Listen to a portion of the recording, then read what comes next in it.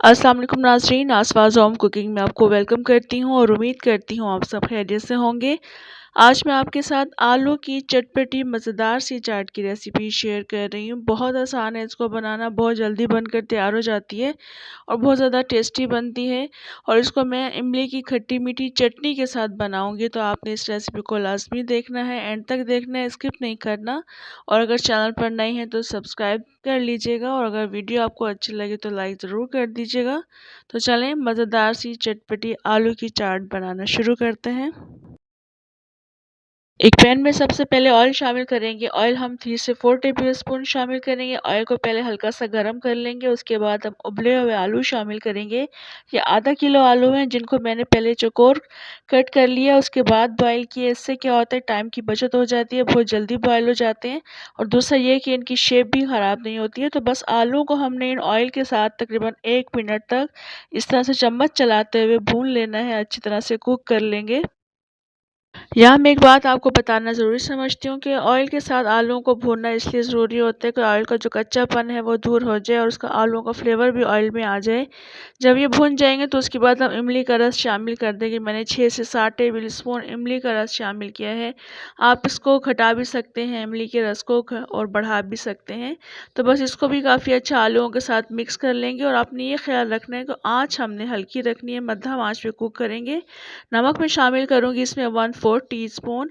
चाट मसाला शामिल कर देंगे हाफ़ टी स्पून, इसलिए मैंने नमक कम शामिल किया था।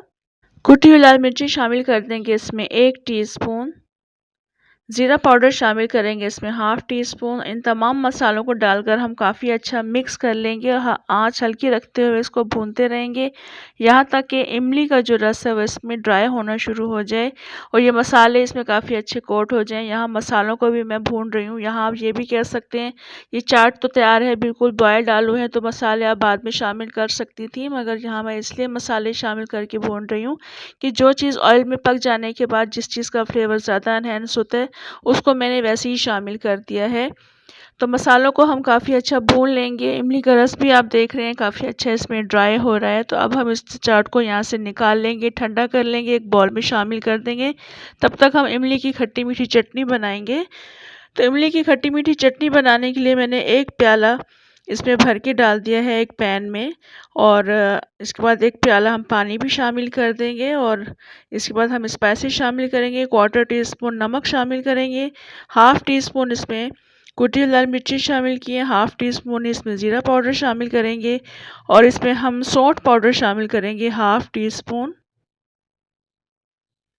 काला नमक मैंने इसमें शामिल किया तकरीबन 2 पिंचेस के बराबर और इन तमाम चीज़ों को डालकर मिक्स कर लेंगे।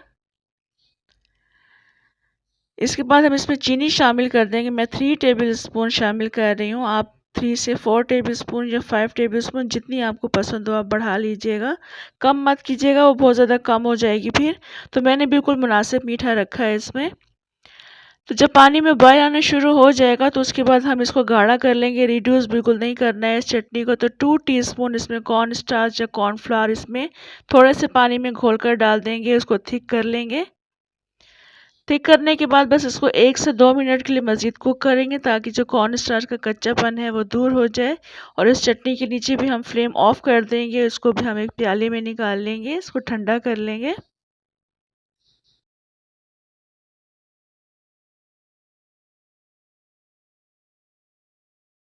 अब यहाँ पर आप देख रहे हैं आलूओं की चाट काफ़ी अच्छी ठंडी हो चुकी है। इसको मैंने एक बाउल में निकाल दिया। अब हम इसमें जो चीज़ें शामिल करेंगे वो इसी वक्त ही शामिल करनी है, पहले से शामिल नहीं करेंगे। थोड़ी सी प्याज है, छोटे साइज़ की प्याज थी, जिसको चॉप कर लेंगे। धनिया पुदीना भी मैंने चॉप कर लिया है। टमाटर भी मैंने एक चॉप करके इसमें शामिल कर दी। ये चीज़ें इसी वक्त शामिल करनी है। अगर पहले से शामिल करेंगे तो ये चीज़ें बहुत ज़्यादा सॉफ्ट हो जाएंगे, आलूओं के साथ कुक नहीं करना है इसको। तो थोड़ा सा क्रंची फ्लेवर इसमें अच्छा लगता है। तो ये सब चीज़ें इस वक्त शामिल कर लेंगे, काफ़ी अच्छा इसको मिक्स कर लेंगे और मिक्स करने के बाद फिर हम इसको प्लेट पे निकालेंगे और फिर इसको मज़ीद डेकोरेट करेंगे। यहाँ देख रहे हैं आप माशाल्लाह काफ़ी अच्छी चटपटी मज़ेदार सी चाट बनकर तैयार हुई है। बहुत ज़्यादा जल्दी बन जाती है, बहुत आसान भी है और बहुत मज़ेदार भी है। इमली की खट्टी मीठी चटनी ने इसके फ्लेवर को मज़ीद एनहांस कर दिया था। इस चाट को आप लाज़मी बनाइएगा। इंशाल्लाह ये चाट आपको बेहद पसंद आएगी और इमली की खट्टी मीठी चटनी भी ज़रूर ट्राई कीजिएगा। इंशाल्लाह ये रेसिपी आपको बेहद पसंद आएगी। इमली की खट्टी मीठी चटनी का ऊपर से भी शामिल करके सर्व कर सकते हैं। इसके अलावा अगर आपको किसी को इंडिविजुअली सर्व करना है तो उसके साथ आप इमली की चटनी रख कर साथ में सर्व कर सकते हैं। इसको मैंने सेव के साथ डेकोरेट किया था। सेव के साथ बहुत ही क्रंची फ्लेवर आ रहा था, बहुत मज़े की लग रही थी। इसके अलावा आप पापड़ी के साथ भी इसको सर्व कर सकते हैं। रेसिपी को ट्राई कीजिएगा, फीडबैक दीजिएगा, कमेंट में लाजमी बताइएगा रेसिपी कैसी लगी। इंशाल्लाह नेक्स्ट मज़ेदार सी रेसिपी के साथ दोबारा आऊँगी। तब तक के लिए इजाज़त दें। अल्लाह हाफ़िज़।